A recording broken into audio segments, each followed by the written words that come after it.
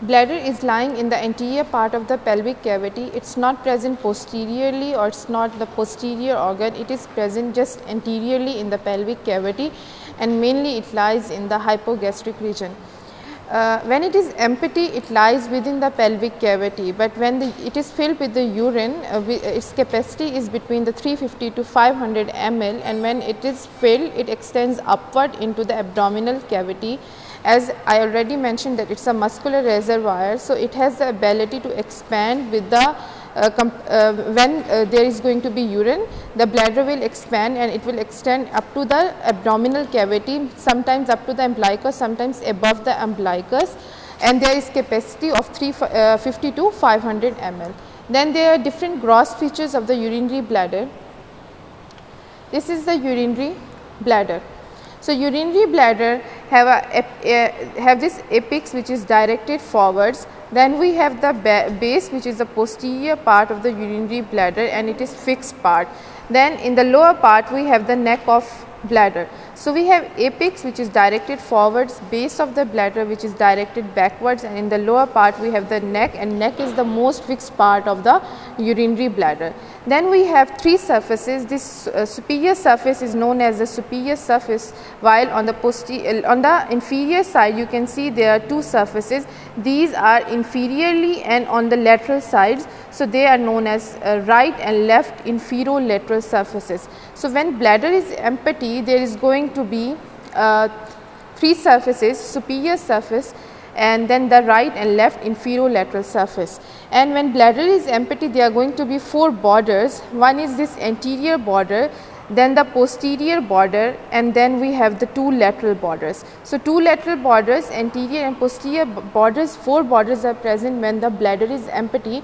But when the bladder is filled with urine, bladder shape becomes oval, Andejasi, and then in that oval there is not going to be any inferolateral surfaces. There will be only two surfaces. One will be anterior surface and one will be posterior surfaces. And in a completely filled urinary bladder there are no borders, while in empty bladder you can appreciate four borders, which are two lateral and anterior and posterior borders.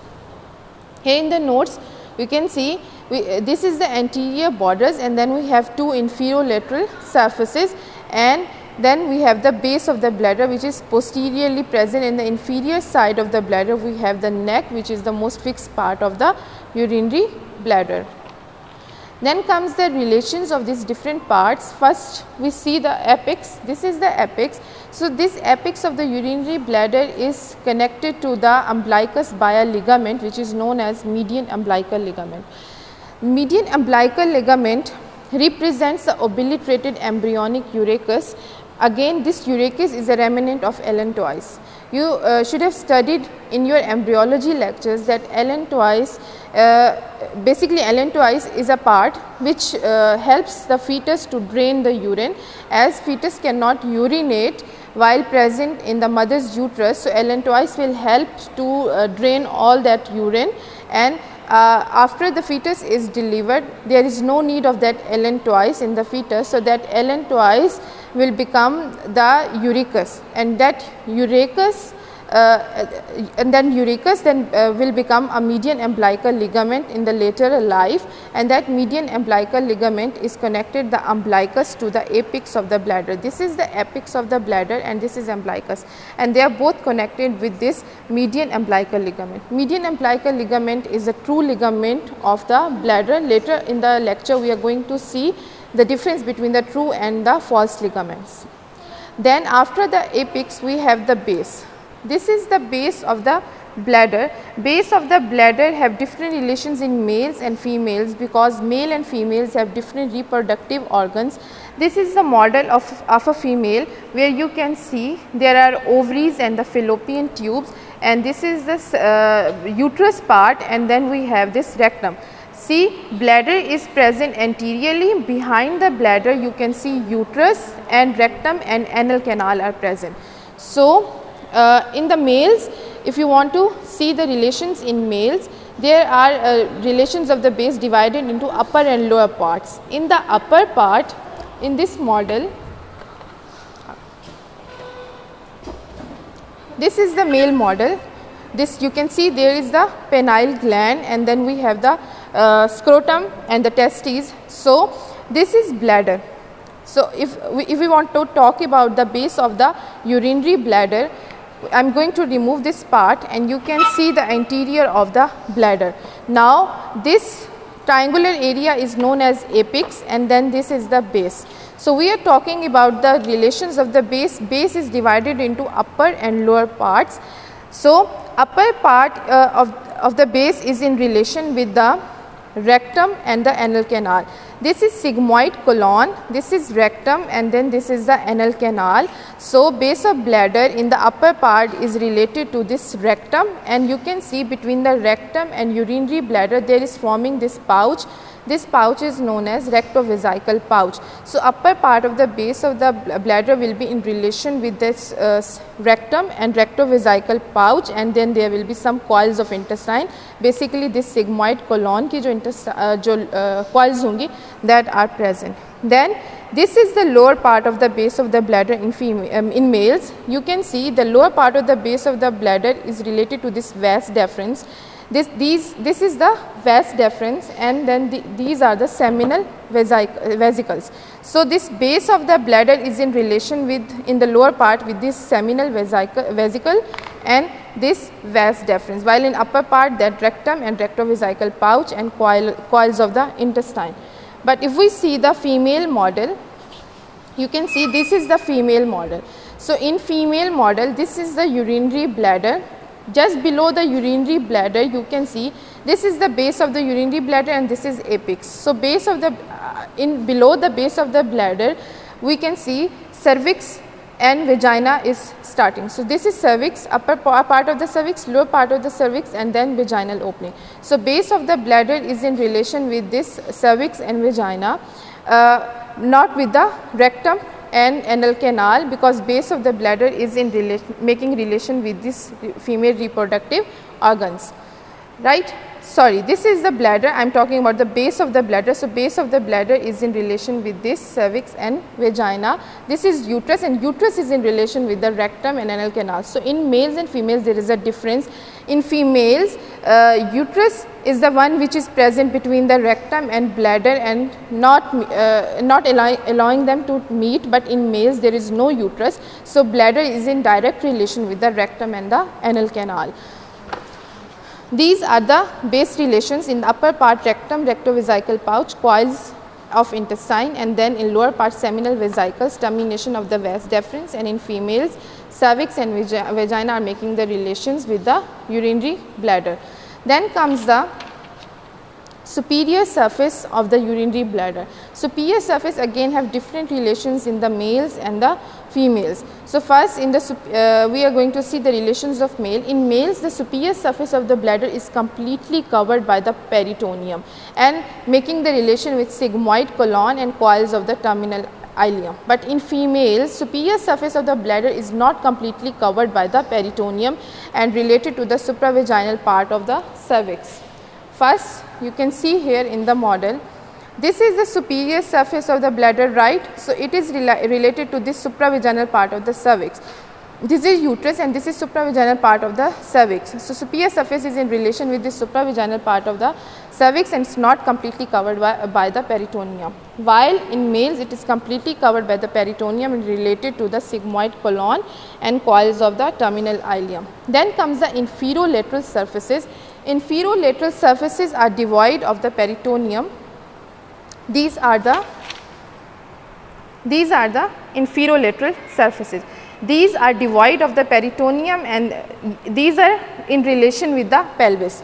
So inferolateral surfaces are making relation with the pelvis, puboprostatic ligaments, with the fat which is present retropubically, and we have studied in the bony pelvis the attachments. There are two muscles, levator ani and obturator internus, present in the floor of the pelvic cavity.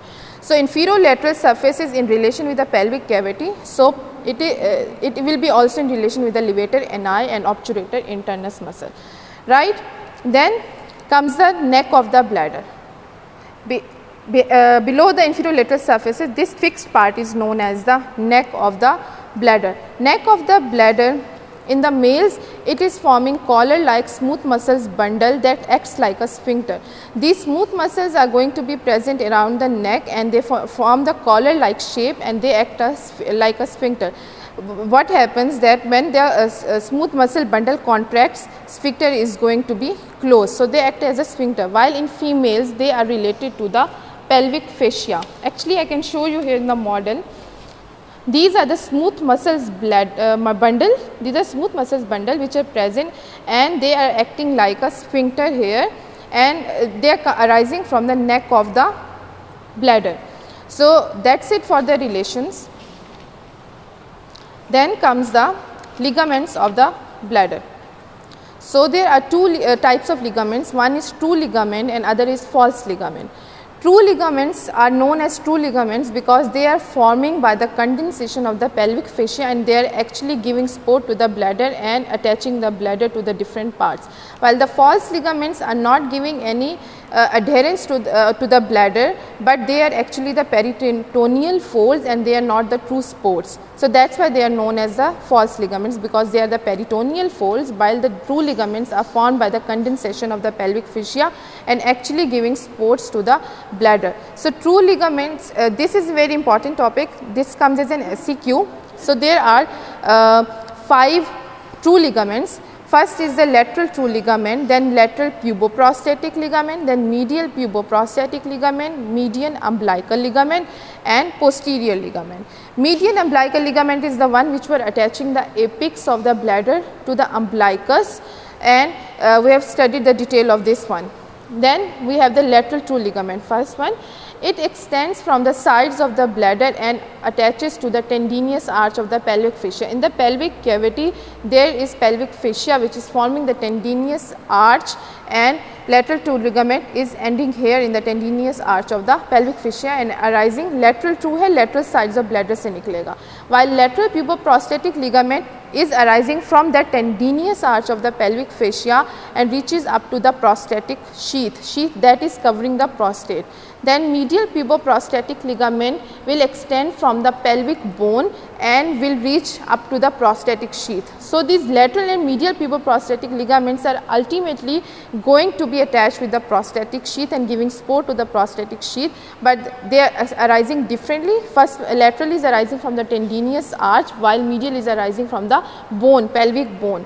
Median umbilical ligament is one which is attaching the apex of the bladder to the umbilicus, and then we have the posterior true ligament. Posterior true ligament runs backwards and upwards, it arising from the base of the bladder and attaches itself to the wall of the pelvis. Then we have false ligaments. These are peritoneal folds. Actually, they are not giving support to the bladder. So, just have to memorize the names of the false ligament, and there is no need to do the details of these false ligaments. First one is median umbilical fold, then we have medial umbilical fold, then we have lateral false ligament, and then we have the posterior false ligament. See, we had the lateral true ligament, so we are also having lateral false ligament. Then we had the posterior true ligament, we are then having posterior false ligament. So, 5 true ligaments and 4 false ligaments. That is it for the ligaments of the bladder. Then we have the interior of the bladder.